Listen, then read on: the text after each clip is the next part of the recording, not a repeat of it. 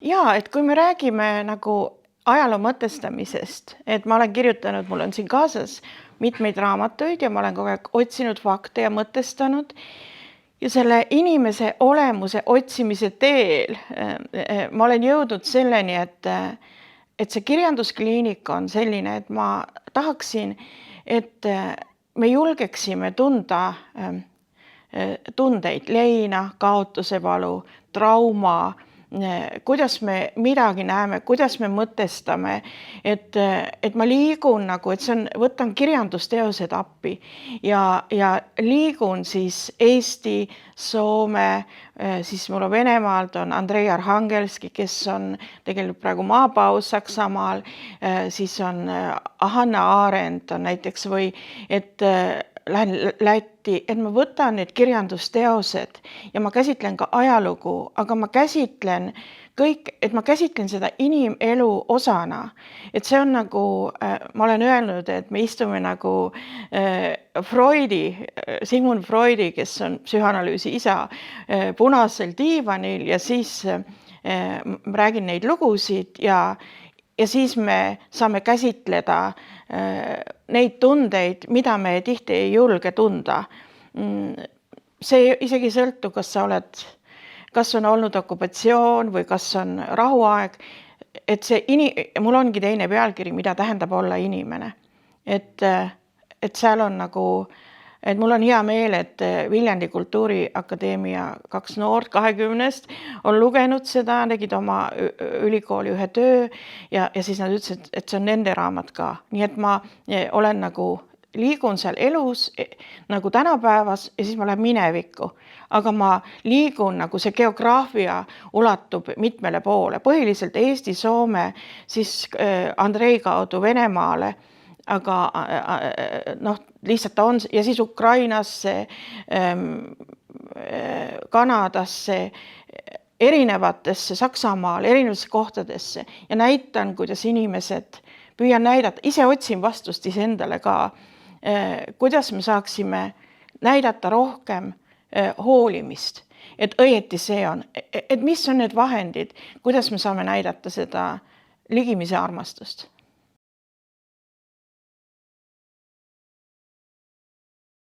See oli mulle väga raske teekond tegelikult ka, sest ma pidin ju endalt küsima küsimusi, kellele ma kirjutan, kes on minu kuulajad, siis kõigepealt see, et mul oleks endal mõte selge, kui tuli koroona ja Ukraina sõda, siis ma pidin nagu ümber kirjutama, ümber mõtestama. Nii et see ei ole nagu, see on niimoodi, kui sa kirjutad midagi ja siis, kui tuleb kananahk ihule, nagu, siis see on nagu õige, kui see puudutab, sa oled ise sellega dialoogis või sa teritad oma mõtet. Sul ei ole see valmis, kui sa kirjutad, siis see mõte hakkab sündima, sest sa kirjutad ja äkki sa näed, mida sa ei ole varem näinud. Ja see, kui me läheme nagu mineviku juurde, et nüüd mul on see kirjanduskliinik, et see on nagu, ma väga sooviks ka, et see võiks ilmuda vene keeles ka, mitte siin Eestis. See ei tähenda, noored võivad osata eesti keelt, aga see on päris hea, kui midagi saad lugeda emakeeles. Et näiteks mina ka, kui ma loen midagi, ma võib-olla loen inglise või soome või mõnes muus keeles, aga kui see tuleb eesti keeles, ma loen veel üks kord. Et see tuleb kuidagi mulle lähemale, et selles mõttes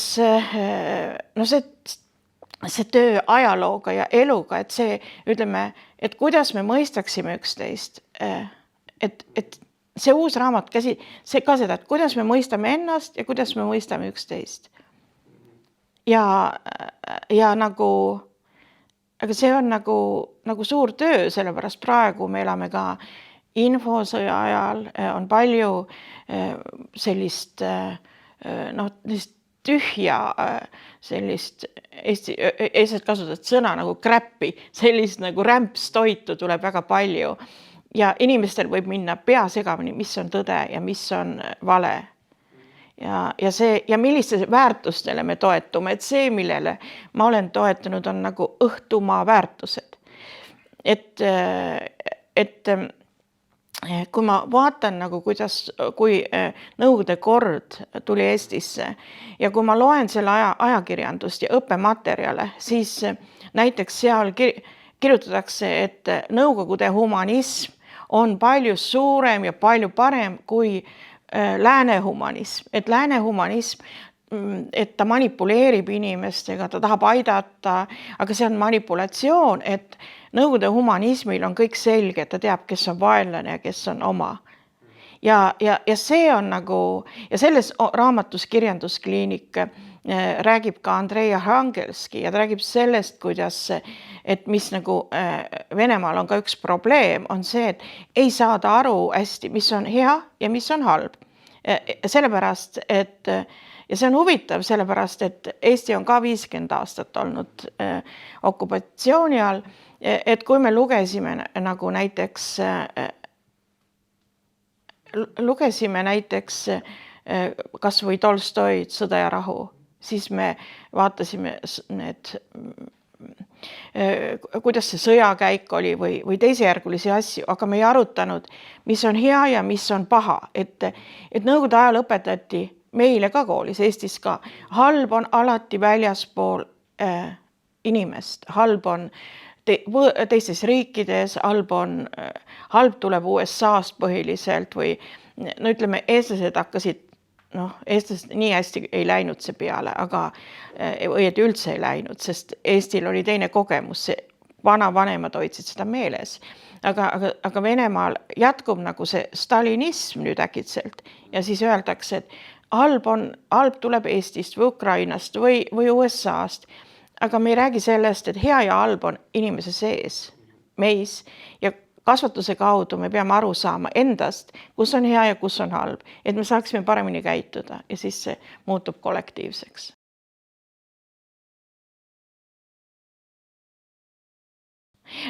Mul on üks kogemus, et see oli hulga aastaid tagasi ja Narva venekeelne raamatukogu või venekeelne osakond kutsus mind esinema ja tutvustama seda raamatut, see oli juba tõesti seda, ma võtan siit,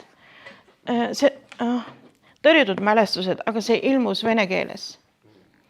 Ja nad kutsusid mind esinema ja see oli 10. mai. Ja ma vaatasin õhtul uudiseid ja nägin, kuidas punased lipud ja mingid hirmsad asjad, mingid sõduri vormis inimesed marsivad tänaval ja mul tekkis täiesti paanika ja ma helistasin raamatukogu juhatajale, ütlesin, ma ei tule. Ja ta ütles, ei, ära vaata neid uudiseid, tule ikka. Ja siis ma läksin sinna ja see, mis juhtus, oli see, et saalis oli 40 inimest, kõik olid venekeelsed. Üks mees ja 39 naist. ja nad olid lugenud seda raamatut ja nad kõik tahtsid rääkida. Nad olid venekeelsed, aga seal oli marilasi, ingerlasi, juute, ukrainlasi ja nad tahtsid rääkida, sest nad kõik teadsid, mis juhtus nende vanematega. See raamat puudutas neid, sest ma ei kirjuta ainult eestlastest. Ma kirjutan üldiselt ka, ma avan seda kurjuse käekirja, süsteemi. Ja ma pean ütlema, et mul oli nii liigutav kohtumine. Ja siis üks oli see, mis ma nägin televiisorist ja üks oli minu isiklik kogemus seal raamatukogus. Ja ma olen käinud ka Sillamäel koolis ja Narvas ka külitamise aastapäeval ja ma olen leidnud väga hea kontakti noortega. See oleneb, mis ma räägin, kas ma räägin ideoloogiast või ma räägin väärtustest. Nii et ja tavaliselt 9. mail, ma üldse Tallinnas ei ole, ma lähen maale, ma ei taha seda näha siin ka neid punaseid, kui keegi tuleb või ma tahan maal olla. Aga see hirm võib-olla on see Narva, aga minul on isiklikult see kogemus, et Narvas on ka need venekeelsed inimesed, kes teavad, milline see süsteem oli, kuidas see stalinism manipuleeris. Ja siis me leidsime ühise keele.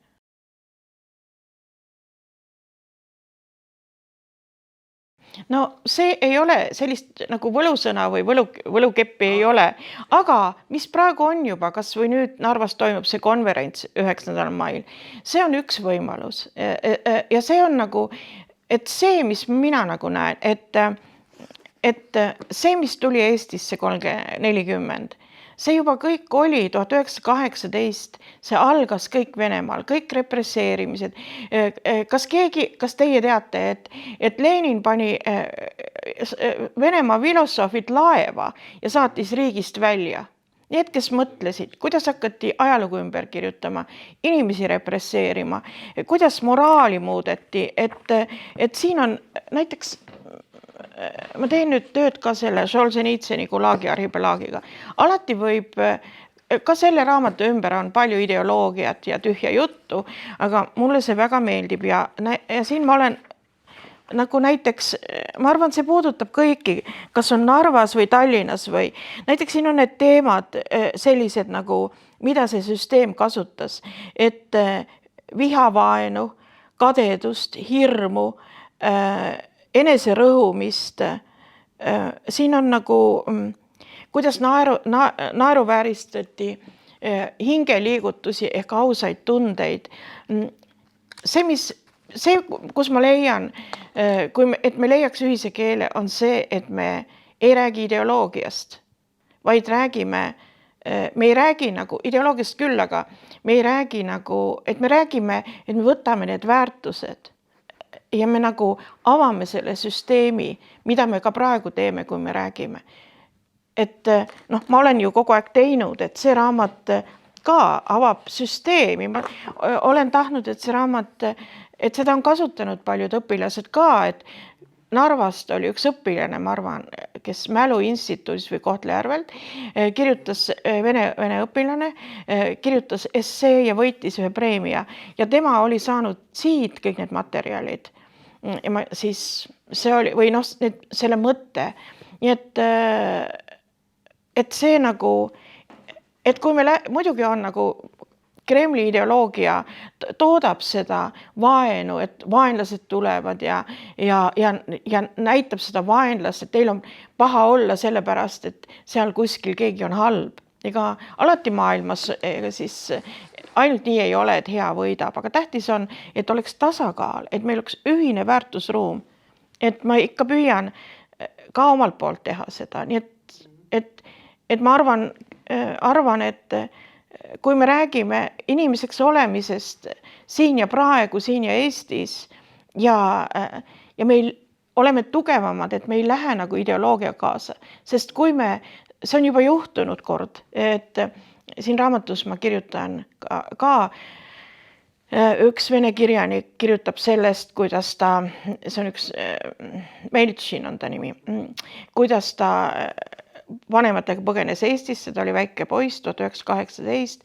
ja kasvas siin ja käis Eesti koolis, aga siis Nõukogude propaganda oli nii tugev ja filmid ja kõik ütlesid, Nõukogude Liit on nii hea ja siis vene noored läksid osa selle mõju alla ja tegelikult ja nad põgenesid üle piiri Nõukogude Liidu poolele ja nad võeti seal kinni kui spioonid.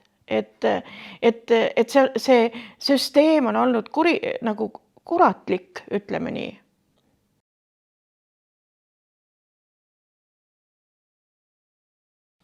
Ma ei tea, sest ma ei ole seal nagu koha peal, ma ei ole Narvas elanud, aga siiski ma nagu näen ka kogu aeg, et Narva, et kui ta oli mõned aastad tagasi, nagu eestlased ei tahtnud minna Narva, et see oli nagu mingi selline koht, siis praegu on ju väga suured muutused toimunud ja Narva on osa nagu Eestist ja Narva inimesed, vene inimesed on tulnud mujale Eestisse, et see nagu see ei ole, see on juba muutunud see koht, et see muidugi rahvustunne võib olla nii, et nad teevad selle kontserti ja seal on nagu ma ei kujuta ette Narvas, kas nad on Eesti patrioodid või kui on Vene patrioodid, osa inimesi, siis võib ju seda viha üles keerata.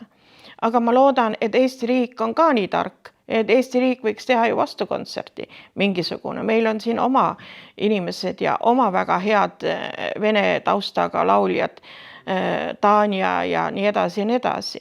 Ja siis nüüd tüdruk Alika. Palun väga, see on see uus Eesti. Pole vahet, nad esindavad Eestit, nad on meid kõiki. et siis tuleb nemad, sest nemad on nagu tõesti või siis on, kes see oli, see Nublu või kes tegi mingi Eesti sellise räpploo, mis oli ka väga hea. Nii et kõik on olemas, mis asjad, nii kui me mõtleme, mis nad nüüd meile teevad, siis me oleme ohvrid. Siis, et oi, meie ei saa midagi vastu teha, me saame ju kogu aeg teha, me oleme vabaduses. Nii et ma arvan nii.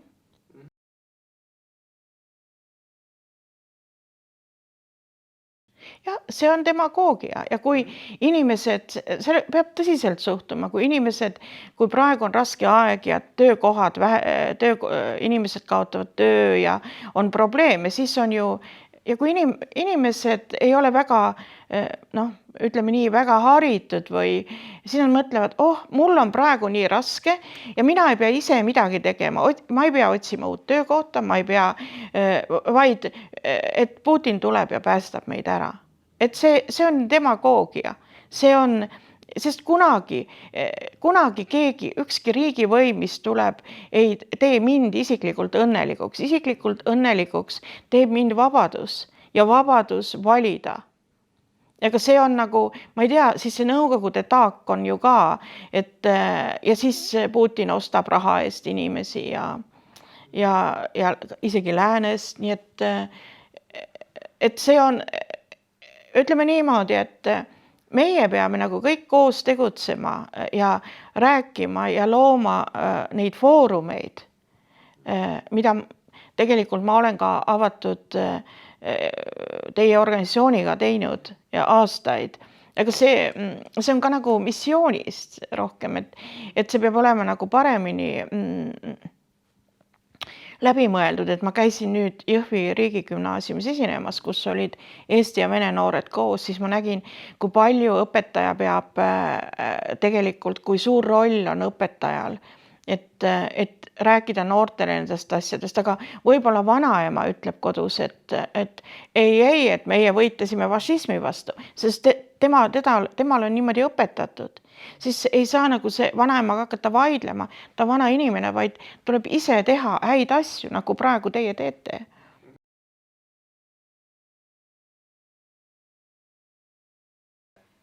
Jah, see on lisanud muidugi dialoogi, aga nüüd, kui täna hommikul ma mõtlesin, et kui ma mõtlesin Narva peale ja ma mõtlesin Odessa peale, Odessa on ka nagu fantastiline linn, kultuuriväärtus. Ja täna ma mõtlesin, et kui venelased nagu pommitavad seal, et siis on ikka lootus, et no võib-olla nad ikka ei pommita seda maatasa. Ja siis ma mõtlen kohe Narva peale ja mõtlen, et Narva pommitasid maatasa. See oli barokklinn nagu pärl ja nii et muidugi see on muutnud, muidugi tähendab, kui see asi on muutunud Venemaal. Venemaa intellektuaalid, mõtlejad on pidanud riigist põgenema, nad esinevad välismaal, kõik, et Vene memoriaal on pandud kinni, inimõigusorganisatsioonid, Gulagist ei tohi rääkida, Vene inimesi arreteeritakse.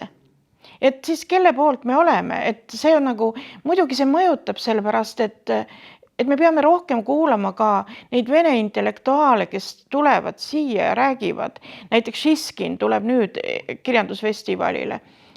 On nii palju häid inimesi, venelasi endid, kes on seal ja nad kannavad humaanseid väärtusi. Nende sõna on oluline ka.